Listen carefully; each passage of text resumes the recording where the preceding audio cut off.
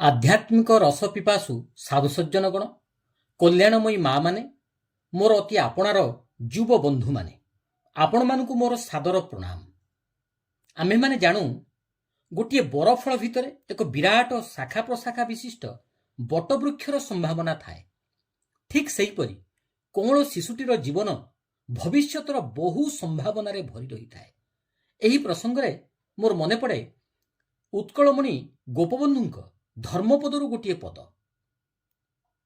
ଶିଶୁ ବଢ଼ିକ୍ରମେ ହୁଏ ଯୁବା ବୃଦ୍ଧ, ଚତୁର ପ୍ରବୀଣ ନର, ପ୍ରଭାତ ଅରୁଣେ ଲୁଚି ରହିଥାଏ ମଧ୍ୟାହ୍ନ ତେଜ ପ୍ରଖର। ଶିଶୁଟିର ଭବିଷ୍ୟତ ଜୀବନରେ ଭରି ରହିଥିବା ଏହି ସମ୍ଭାବନା ସବୁକୁ ବାସ୍ତବ ରୂପ ଦେବା କ୍ଷେତ୍ରରେ ମାଙ୍କର ଦାୟିତ୍ୱ ବେଶୀ। ଆଜିକାଲିର ମା ମାନେ ଚାହାନ୍ତି ମୋ ପୁଅ ଡାକ୍ତର, ଇଞ୍ଜିନିୟର ତଥା ଉଚ୍ଚ ପଦପଦବୀର ଅଧିକାରୀ ହେଉ। ପିଲାଟି କଥା କହି ଜାଣିବା ଦିନଠାରୁ ଶୁଆକୁ ଶିଖାଇବା ପରି ଶିଖାନ୍ତି, ତୁ ବଡ଼ ହେଲେ କ'ଣ ହେବୁ? କହ, ଡାକ୍ତର ହେବି, କଲେକ୍ଟର ହେବି। କିନ୍ତୁ ଅନେକ ମା ଅଭିଭାବକମାନେ ଜାଣନ୍ତିନି କିପରି କରି ଶିଶୁକୁ ମଣିଷ କରିବାକୁ ହୁଏ। ଶିବ ଗଢ଼ିବାକୁ ଯାଇ ଅନେକ କ୍ଷେତ୍ରରେ ବାନରେ ହିଁ ଗଢ଼ି ବସନ୍ତି। ଆଜିର ଏହି ଭିଡ଼ିଓରେ ଶିଶୁର ବ୍ୟକ୍ତିତ୍ୱ ଗଠନରେ ଜଣେ ମାଙ୍କର ଦାୟିତ୍ୱ ଓ କର୍ତ୍ତବ୍ୟ ସମ୍ପର୍କରେ ମୋର ଆଲୋଚନା ରଖିବି। ଆପଣମାନେ ଭିଡ଼ିଓଟିକୁ ଶେଷ ପର୍ଯ୍ୟନ୍ତ ଦେଖନ୍ତୁ। ବିଶେଷ କରି ମା ମାନଙ୍କୁ, ନବବିବାହିତ ବଧୂମାନଙ୍କୁ, ଗୃହିଣୀମାନଙ୍କୁ ମୋର ଅନୁରୋଧ, ଆପଣମାନେ ଯେପରି ଭିଡ଼ିଓଟିକୁ ନିଶ୍ଚିତ ଭାବରେ ଶେଷ ପର୍ଯ୍ୟନ୍ତ ଦେଖନ୍ତି, କାରଣ ଆପଣମାନଙ୍କ ଉପରେ ହିଁ ଗୋଟିଏ ଦେଶର, ଗୋଟିଏ ଜାତିର ଭବିଷ୍ୟତ ନିର୍ଭର କରେ। ଆପଣମାନେ ହିଁ ଜାତିର ସୌଭାଗ୍ୟକୁ ଆବାହନ କରନ୍ତି। ବିଷୟକୁ ଯିବା ପୂର୍ବରୁ ଚ୍ୟାନେଲକୁ ଏ ପର୍ଯ୍ୟନ୍ତ ସବସ୍କ୍ରାଇବ କରି ନଥିବା ବ୍ୟକ୍ତିମାନଙ୍କୁ ସବସ୍କ୍ରାଇବ କରିବାକୁ କହିବି ନିଶ୍ଚୟ। ଶିଶୁଟି ଭୂମିଷ୍ଠ ହେବା ମାତ୍ରେ ତା ମାକୁ ଦେଖେ, ପରେ ଚିହ୍ନେ ତାର ଜୀବନର ଉତ୍ସ ପିତାଙ୍କୁ। ଏହିପରି କ୍ରମଶଃ ପରିଚୟ ଘଟିଥାଏ ପରିବାର ପରିଜନ ସହିତ। କିନ୍ତୁ ମା ହିଁ ଶିଶୁର ପ୍ରଥମ ଶିକ୍ଷୟିତ୍ରୀ, କାରଣ ସେ ହିଁ ଶିଶୁର ପ୍ରଥମ ଓ ପ୍ରଧାନ ପାରିପାର୍ଶ୍ୱିକ। ଇଂରାଜୀରେ ଅଛି, mother is the first teacher of the child. ଜନନୀର ଦୃଷ୍ଟି, ବାକ୍ୟ, କର୍ମ, ଏପରିକି ପ୍ରତିଟି ଅଙ୍ଗ ସଞ୍ଚାଳନ ଓ ପଦକ୍ଷେପରୁ ଶିକ୍ଷା ଗ୍ରହଣ କରିଥାଏ। ଛୋଟ ଅବସ୍ଥାରେ ଶିଶୁ ତାର ଆଖି ସାହାଯ୍ୟରେ ଶିକ୍ଷା କରେ। ମାର ଚାଲିଚଳନ, କଥାବାର୍ତ୍ତାକୁ ସେ ଅତି ଶୈଶବରୁ ଲକ୍ଷ୍ୟ କରିଥାଏ। ସେଥିପାଇଁ ପିଲାଟି ଯେତେବେଳେ ଅଧା ଅଧା କଥା କହୁଥାଏ, ସେହି ସମୟରେ ତାକୁ ଯେପରି ଶିକ୍ଷା ଦିଆଯାଏ, ତାର ଭବିଷ୍ୟତ ଜୀବନ ମଧ୍ୟ ସେହିପରି ଗଠିତ ହୋଇଥାଏ। ଏ ସମ୍ପର୍କରେ ଶ୍ରୀ ଶ୍ରୀ ଠାକୁର ଅନୁକୂଳ ଚନ୍ଦ୍ରଙ୍କର ବାଣୀ ଅଛି, ଦରୋଟି କଥା ସମୟରୁ ହିଁ କରି କରାଇ ଯା ଶିଖାଇବୁ, ସେଇଟା ହିଁ ହେବ ଦୃଢ଼ ପିଲାର ହିସାବେ ଚାଲ, ନହେଲେ ପସ୍ତାଇବୁ। ଆମେରିକାରେ ଥିବା ସମୟରେ ଜଣେ ଆମେରିକୀୟ ମହିଳା ସ୍ୱାମୀ ବିବେକାନନ୍ଦଙ୍କୁ ପ୍ରଶ୍ନ କରିଥିଲେ, ସ୍ୱାମୀଜୀ, ମୁଁ ମୋର ଏକମାତ୍ର ସନ୍ତାନକୁ ଆପଣଙ୍କ ପରି ଗଢ଼ିବାକୁ ଚାହୁଁଛି। ମୋତେ ଦୟାକରି କୁହନ୍ତୁ, ଆପଣ କେଉଁ ବିଶ୍ୱବିଦ୍ୟାଳୟରେ ପଢ଼ିଛନ୍ତି? ସ୍ୱାମୀଜୀ ସ୍ମିତହାସ୍ୟ ସହ ଉତ୍ତର ଦେଇଥିଲେ, ସେହି ବିଶ୍ୱବିଦ୍ୟାଳୟଟି ହେଉଛି ମୋ ମା। ଛୋଟ ଅବସ୍ଥାରେ ପିଲାମାନେ ଖୁବ୍ ହିଁ କର୍ମଚଞ୍ଚଳ ହୋଇଥାନ୍ତି, ଚଗଲାମି କରିଥାନ୍ତି।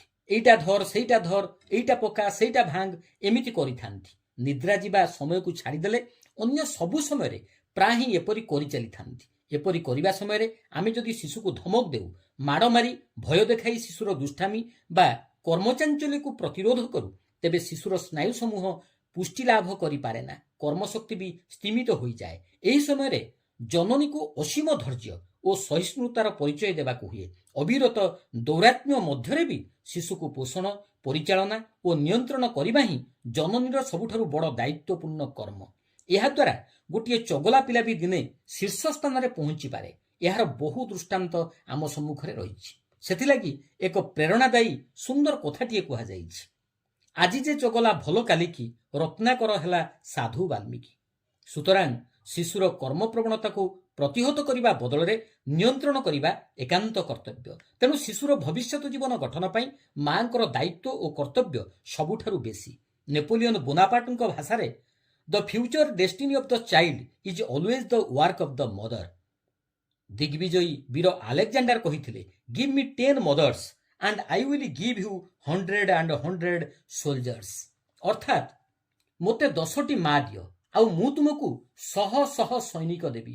ଏହି କଥାରୁ ଜଣାପଡ଼େ ମା ମାନେ ଶିଶୁକୁ ଉତ୍ତମ ଭାବରେ ଗଢ଼ି ତୋଳିବାର ଭିତର ଦେଇ ସମାଜକୁ ଉଚ୍ଚତର ସଭ୍ୟତାରେ ଉନ୍ନୀତ କରାଇବାରେ ସମର୍ଥ ହୋଇଥାନ୍ତି। ସାଧାରଣ ଅର୍ଥରେ ସନ୍ତାନ ଜନ୍ମ ଦେଉଥିବା ନାରୀଟିକୁ ସମାଜ ମାର ଆଖ୍ୟା ଦିଏ। ହେଲେ କେବଳ ସନ୍ତାନ ଜନ୍ମ ଦେବାରେ ମା ଶବ୍ଦର ବ୍ୟାପକତା ନିହିତ ନାହିଁ। ପୁରାଣ କହେ ଦେବକୀ ଭଗବାନ କୃଷ୍ଣଙ୍କୁ ଜନ୍ମ ଦେଇଥିଲେ ମଧ୍ୟ ଯଶୋଦା ଥିଲେ ତାଙ୍କର ଅତି ପ୍ରିୟ, କାରଣ ମାର ସବୁତକ ଭୂମିକା ନିର୍ବାହ କରିଥିଲେ ମା ଯଶୋଦା। ସାଧକ ରାମପ୍ରସାଦଙ୍କ ଗୀତରେ ଅଛି, ମା ହେବା କି ସହଜ କଥା, ପ୍ରସବ କଲେ ହିଁ ହୁଏ ନା ମାତା। ପରମ ଦୟାଲ ଶ୍ରୀ ଶ୍ରୀ ଠାକୁର ଅନୁକୂଳ ଚନ୍ଦ୍ର ମା ମାନଙ୍କୁ ସତର୍କ କରିଦେଇ ଅଭିନବ ଢଙ୍ଗରେ କହିଛନ୍ତି, ପ୍ରସବ କରିବା କଠିନ ଯଦିଓ ସନ୍ତାନ ପୋଷଣ ସହଜ ନୁହେଁ। ସନ୍ଧିଚ୍ଛା ସହ ବୁଦ୍ଧିମତୀ ଦକ୍ଷ ନିପୁଣ ହେବାକୁ ହୁଏ। ଅଭ୍ୟାସ ବ୍ୟବହାର ସୁପଟୁତା ସେବା ନିୟନ୍ତ୍ରଣ ଦାୟିତ୍ୱ ବୁଦ୍ଧି ଏହା ନ ରହିଲେ ସବୁ ଝିଅଙ୍କର ସନ୍ତାନ ପ୍ରସବେ ନାହିଁଟି ଶୁଦ୍ଧି। ତେଣୁ ତ କୁହେ ଝିଅ ମୋର ମାର ଆସନ ନେବାର ଆଗେ, ଉମାଙ୍କ ପରି ଉଠତୁ ଜାଗି ଦୁନିଆ ସଜାଅ ସେପରି ରାଗେ। ଅନେକ ପରିବାରରେ ପୁଅ ଝିଅ ଅନେକ ପ୍ରକାର ରୋଗ ଭୋଗିବାର ଦେଖାଯାଏ। ଡାକ୍ତର କବିରାଜ ଦେଖାଇବା, ଔଷଧ ଖାଇବା ସବୁବେଳେ ଚାଲିଥାଏ। ଗୋଟିଏ ରୋଗ ଭଲ ହେଲା ପରେ ପୁଣି ଏକ ପ୍ରକାରର ଅସୁସ୍ଥତା ଦେଖାଯାଏ। ଏପରି କାହିଁକି ହେଉଛି ପଚାରିଲେ ଅନେକ ଅସହାୟ ଭାବେ ଉତ୍ତର ଦିଅନ୍ତି, ଜନ୍ମ ହେବା ପରଠାରୁ ତ ଏମିତି ଖୁବ୍ ଭୋଗୁଛି। ଶ୍ରୀ ଶ୍ରୀ ଠାକୁର ଏହାର କାରଣ ହିସାବରେ ଯାହା କହିଛନ୍ତି ତା ଯେପରି ଅଭିନବ ସେପରି ଚମକପ୍ରଦ। ଗୋଟିଏ ବଙ୍ଗଳା ପଦ୍ୟ ବାଣୀରେ କହିଲେ, হরদম রোগ লেগেই থেকে দেখ আগে তুই ছেলের মাকে, নিশ্চয় বেকুব অজান বেটি আচার বুদ্ধি নেই কো খান্টি। ପିଲାମାନଙ୍କ ସାମ୍ନାରେ ପିତାମାତା ଅନେକ ସମୟରେ ପରସ୍ପର ମଧ୍ୟରେ ଅପ୍ରୀତିକର କଥା କଟାକଟି ବା ଝଗଡ଼ା କରନ୍ତି। ଏହା ପିଲା ପକ୍ଷେ ଅତ୍ୟନ୍ତ ଖରାପ ହୋଇଥାଏ। ଏହାଦ୍ୱାରା ଶିଶୁ ପିତାମାତାଙ୍କ ପ୍ରତି ଶ୍ରଦ୍ଧା ହରାଇ ବସେ। ସେଥିଲାଗି ପରିବାରରେ ପରସ୍ପର ମଧ୍ୟରେ ଭଲ ପାଇବାର ନିରବଚ୍ଛିନ୍ନତାକୁ ବଜାୟ ରଖିବା ପାଇଁ ଯତ୍ନବାନ ହେବା ଦରକାର। ପୁଣି ପିଲାମାନଙ୍କ ଆଗରେ ଯେତେ ପରନିନ୍ଦା ପରଚର୍ଚ୍ଚା ନ କରାଯାଏ ସେତେ ହିଁ ଭଲ। କୌଣସି ନୀତି ନିଜେ ପାଳନ ନ କରି ଶିଶୁମାନଙ୍କୁ ଉପଦେଶ ଦେଲେ ତାହା କାର୍ଯ୍ୟକାରୀ ହୁଏ ନା, କାରଣ ଅନୁକରଣ ପ୍ରିୟତା ଶିଶୁର ସ୍ୱଭାବ ସୁଲଭ ଆଚରଣ। ଏଣୁ ଶିଶୁକୁ ଉପଯୁକ୍ତ କରି ଗଢ଼ି ତୋଳିବା ପାଇଁ ପିତାମାତାଙ୍କୁ ବିଶେଷ କରି ମା'ମାନଙ୍କୁ ଅନେକ କିଛି ବାସ୍ତବରେ କରିବାକୁ ପଡ଼ିଥାଏ। ଥରେ ଶ୍ରୀ ଶ୍ରୀ ଠାକୁରଙ୍କ ନିକଟରେ ଜଣେ ମା ଜୋର କରି ତାର ପୁଅର ମୁଣ୍ଡକୁ ତଳେ ଦାବି ପ୍ରଣାମ କରାଇବାକୁ ଚାହୁଁଥିଲେ। ଠାକୁର କହିଲେ, ମା ତୁ ଆଗେ ପ୍ରଣାମ କର, ତାହେଲେ ତୋ ପୁଅ ଆପେ ହିଁ ପ୍ରଣାମ କରିବ। ବାସ୍ତବରେ ତାହା ହିଁ ହେଲା। ତେଣୁ ଉପଦେଶ ଦେବାଠାରୁ ଉଦାହରଣ ହେବା ଢେର ଭଲ। ଛୋଟବେଳେ ସାଧାରଣତଃ ପିଲାମାନେ ଟିକେ ଅମାନିଆ ଓ ଦୁଷ୍ଟ ହୋଇଥାନ୍ତି, ଖେଳିବାକୁ ବେଶୀ ଭଲ ପାଆନ୍ତି। ଏଥିପାଇଁ ପ୍ରତ୍ୟେକ ପିତାମାତା ପ୍ରାୟ ବ୍ୟସ୍ତ ହୋଇପଡ଼ନ୍ତି। କେହି କେହି ବିରକ୍ତ ହେବା ସହିତ ପାଠ ପଢ଼ିବା ପାଇଁ ତାଗିଦ କରନ୍ତି, କାୟିକ ଶାସ୍ତି ମଧ୍ୟ ଦିଅନ୍ତି। ପ୍ରିୟ ପରମ ଶ୍ରୀ ଶ୍ରୀ ଠାକୁର ଅନୁକୂଳ ଚନ୍ଦ୍ରଙ୍କ ସମ୍ମୁଖରେ ଏହି କାୟିକ ଶାସ୍ତି ସମ୍ପର୍କରେ ଆଲୋଚନା କ୍ରମେ ଜଣେ କହିଲେ, ଇଂରାଜୀରେ ଅଛି spare the rod and spoil the child, ମାନେ ବେତ ନ ବାଜିଲେ ହିଁ ପିଲା ନଷ୍ଟ ହେବ। ସଙ୍ଗେ ସଙ୍ଗେ ଶ୍ରୀ ଶ୍ରୀ ଠାକୁର ଜବାବ ଦେଇ କହିଲେ, ଠିକ୍ କଥା ହେଉଛି spare affectionate service and spoil the child, ଅର୍ଥାତ୍ ସସ୍ନେହ ସେବା ପରିଚର୍ଯ୍ୟା ନଥିଲେ ପିଲାପିଲି ନଷ୍ଟ ହୋଇଯାନ୍ତି। ଶ୍ରୀ ଶ୍ରୀ ଠାକୁରଙ୍କର ବାଣୀ ମଧ୍ୟ ଅଛି, ମାଡ଼ ଦେଇ ଶାସନ କରି ଯା ନା ପିଲାକୁ ଶିଖାଇବାକୁ, କୁବୁଦ୍ଧିଟା ଠେସା ମାରି ଛୁଟିବ ସର୍ବନାଶ ଆଡ଼କୁ। ଝିଅମାନଙ୍କୁ କୁହାଯାଏ ପ୍ରକୃତି, ପ୍ରକୃତି ଅର୍ଥାତ୍ ପ୍ରକୃଷ୍ଟ ଭାବେ କରିତୋଳେ। ମା ହିଁ ସବୁକିଛି ସଜାଇ ତୋଳେ। ସେ ଯେପରି ଟ୍ରେନିଂ ଶିକ୍ଷା ଦିଏ, ସନ୍ତାନ ବି ସେପରି ହୁଏ। କୁମ୍ଭାର ଯେପରି ମାଟି ପିଣ୍ଡୁଳାକୁ ନେଇ ବିଭିନ୍ନ ଜିନିଷ ତିଆରି କରିଥାଏ, କୋମଳ ଶିଶୁ ପ୍ରାଣକୁ ନେଇ ମା ତାର ଶିଶୁକୁ ସେହିପରି ଗଠନ କରିଥାଏ। ମା ହିଁ ଶିଶୁର ଜୀବନ ଶିଳ୍ପୀ। ଜଣେ ବିଖ୍ୟାତ ମନୋବୈଜ୍ଞାନିକଙ୍କ ମତରେ ଅସ୍ଥି ଗଠନରେ ଭିଟାମିନ୍ ଡି ଯେପରି ପ୍ରୟୋଜନ, ଶିଶୁର ବ୍ୟକ୍ତିତ୍ୱ ଗଠନରେ ମାତୃସ୍ନେହ ସେହିପରି ପ୍ରୟୋଜନ।